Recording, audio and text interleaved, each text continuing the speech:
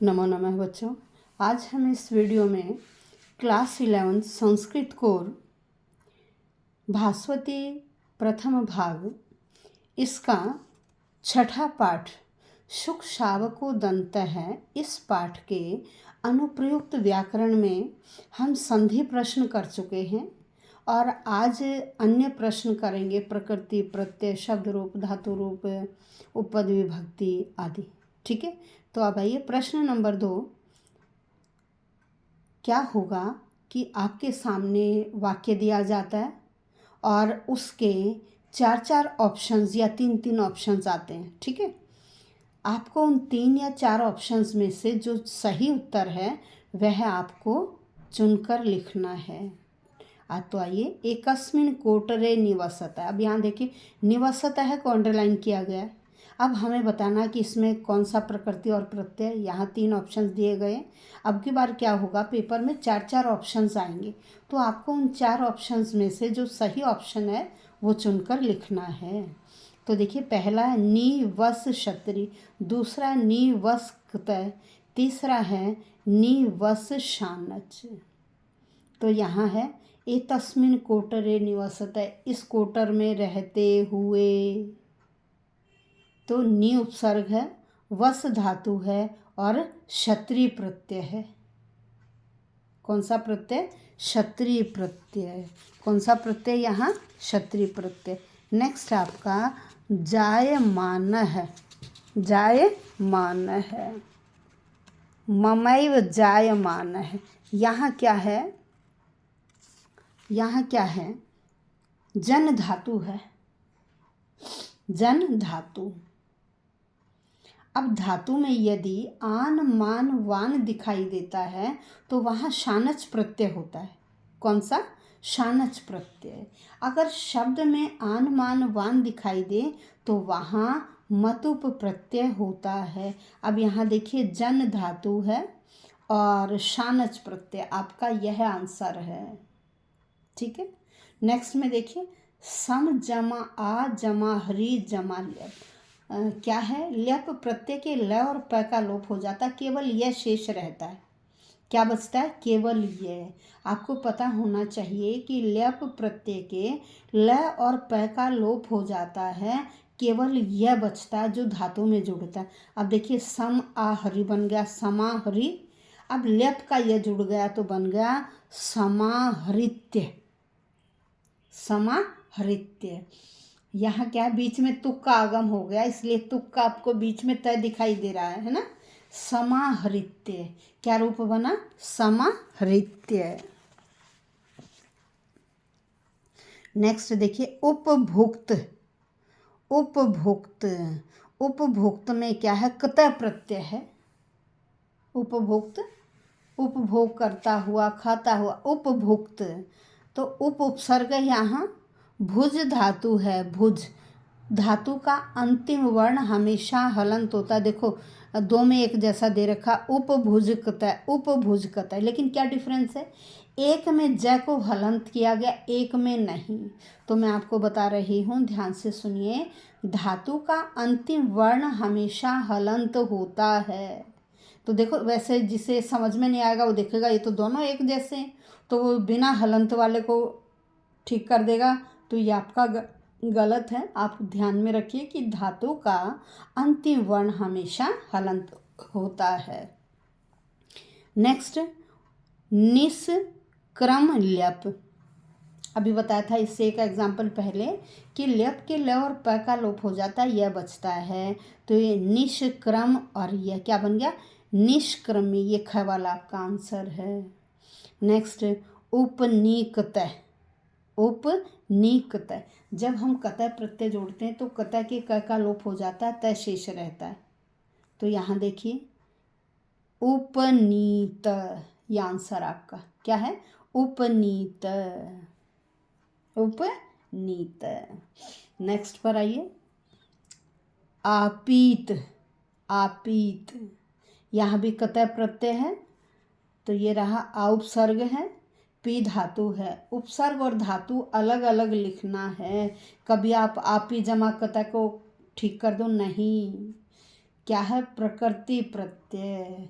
धातु से पहले यदि वहाँ उपसर्ग है तो वो अलग ही होगा। आ उपसर्ग है, पी धातु है और कतः प्रत्यय है। नेक्स्ट है कृत्वा। कृत्वा में कत्वा प्रत्यय है। कत्वा के क का लोप हो जाता है और त्वा जुड़ता है। क का लोप हो जाता है और त्वा जुड़ता है। तो यहाँ धातु कौन सी, क्री धातु। अब देखिए, आपको कृत्वा गलत, कृत्वा गलत, क्री जमा कत्वा। आपको प्रत्यय का पूरा नाम पता होना चाहिए कि यहाँ अमुक प्रत्यय है, तो कौन सा, ये क्री जमा कत्वा। नेक्स्ट है अवलोक्य। ये आपको देखते ही पता लग गया कि भाई यहाँ तो ल्यप प्रत्यय है। कौन सा, ल्यप प्रत्यय।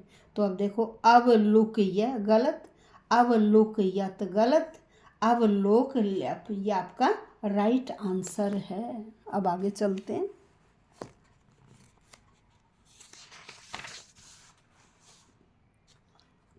अभी भू और शानच। अभी भू शानच।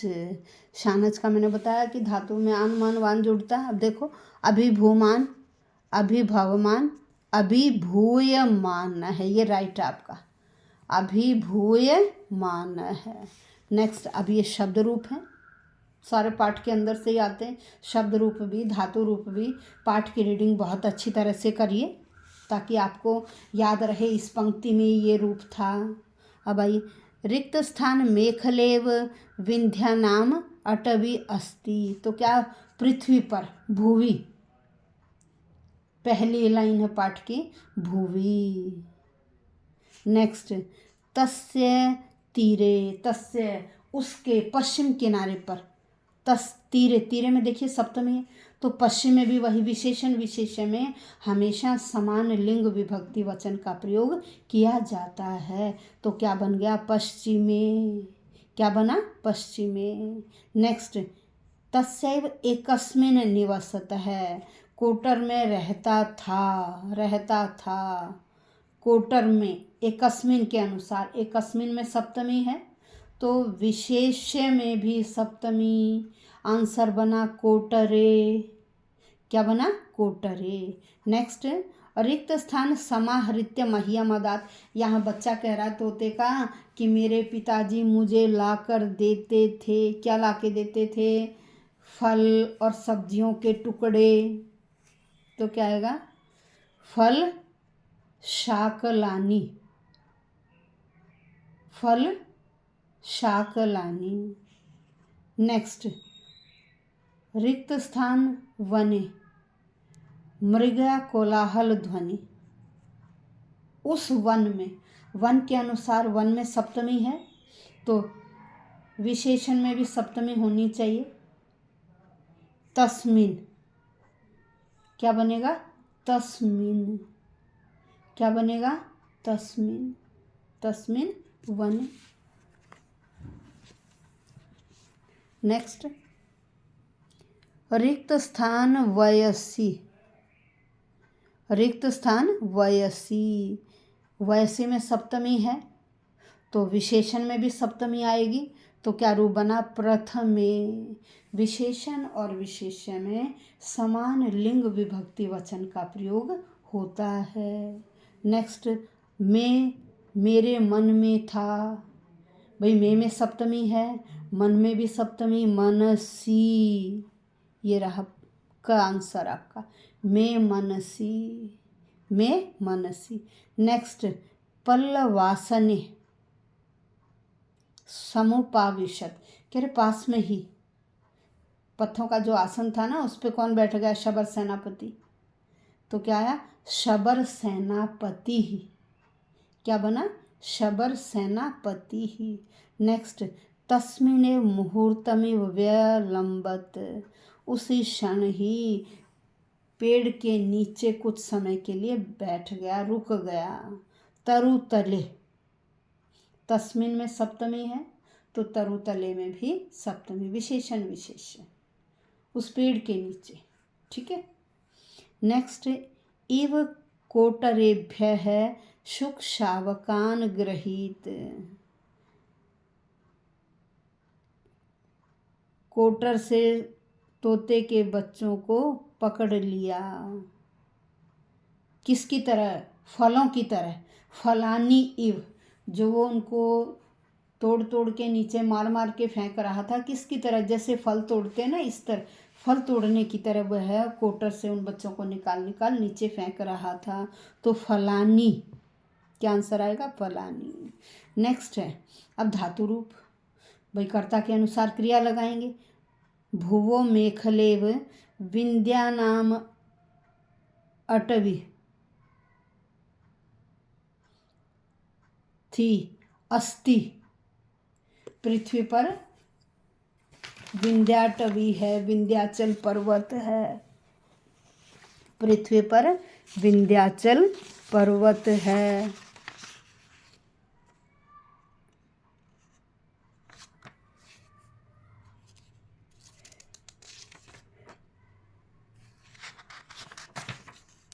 पृथ्वी पर विंध्याचल पर्वत। ये देखो जो हमने अभी किया, ये पुस्तक का था। वैसे तो सप्तमी होनी चाहिए पृथ्वी पर, लेकिन बुक में क्या है? भुवः दिया गया है।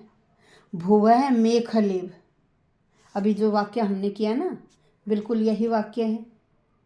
तो यहाँ इन्होंने, क्योंकि हमें तो किताब के अनुसार करना है, हमारी किताब में क्या है? भुवः है। क्या है? भुवः है। तो यहाँ पर भुवि नहीं करेंगे, भुवः करेंगे, इसमें नंबर 1 में। ठीक है।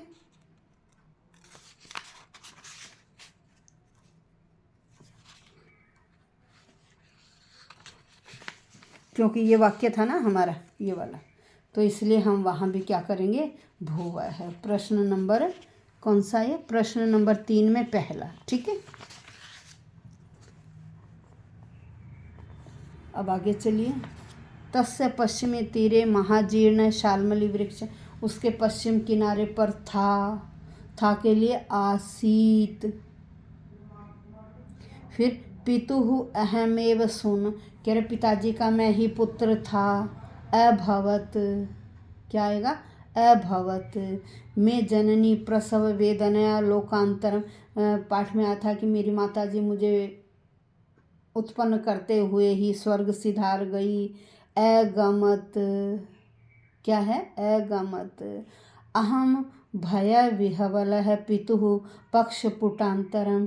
मैं डर के मारे अपने पिताजी के पंखों में छिप गया। अहम के अनुसार अविषम। अहम के अनुसार अविषम। नेक्स्ट। प्रथमे वयसि वर्तमानम शबर सेनापतिम अहम।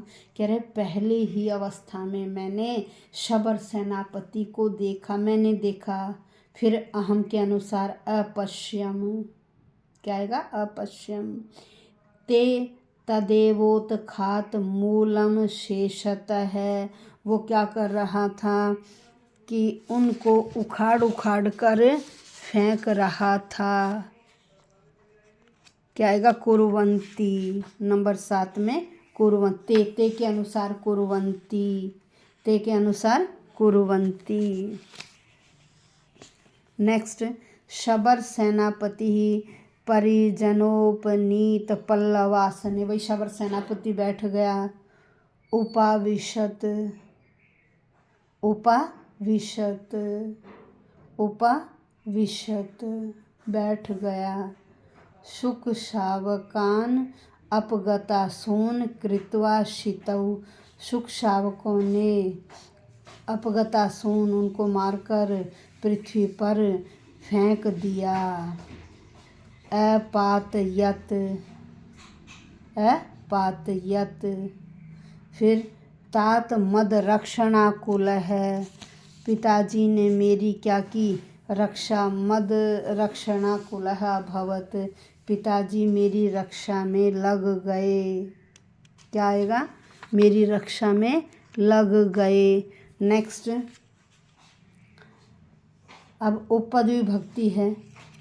तस्मिन मृगया कलकले पितुरुत संग है ना, पितुरुत संगात, भाई पिता की गोद से निकाल कर। नेक्स्ट। शुक पत्रस्य, सूखे पत्तों की राशि के ऊपर राशे है। राशि, राशि का क्या बनेगा? राशे है। नेक्स्ट। तावद अहम उपरतम उत्सृज्य मूल देशम। पितृ शब्द का प्रयोग करना है यहाँ। पितृ का बनेगा पितरम, पितृ का पितरम। धिक, धिक के योग में द्वितीय विभक्ति। अस्मद का यहाँ बनेगा असमान। क्या बनेगा? असमान। फिर नेक्स्ट है मुनि कुमार। यहाँ अगर हम एक वचन लगाएंगे मुझे तो माम। यहाँ नंबर 4 में धिक माम। नेक्स्ट में मुनि कुमार सह के योग में तृतीय विभक्ति। मुनि कुमारों के साथ। मुनि कुमार तृतीय। मुनि कुमार कई। फिर एक बार दोबारा सुनिए।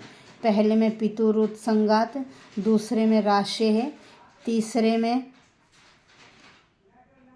पितरम, तीसरे में पितरम और नंबर 4 में माम। नंबर 5 में मुनि कुमार कई या मुनि कुमारई। धन्यवाद बच्चों।